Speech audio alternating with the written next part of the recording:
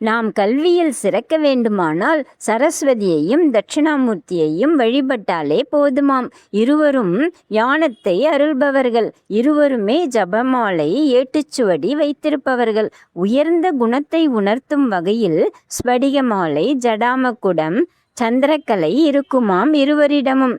மனித வாழ்வின் உயிர் நாடியான கல்வியில் சிறந்து விளங்க வேண்டுமானால் நாம் சரஸ்வதிக்கும் தட்சிணாமூர்த்திக்கும் கொண்டைக்கடலை சுண்டல் நைவேத்தியம் செய்ய வேண்டுமாம்.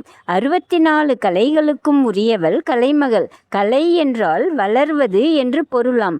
சரஸ்வதியின் தலையிலும் சிவன் போல 3ஆம் பிறை இருக்குமாம். காரணம், நாம் கற்றது கொஞ்சம்தான், இன்னமும் நிறைய இருக்கிறது, பணிவுடன் இரு என்று நமக்கு உணர்த்துகிறாளாம் கலைமகள்.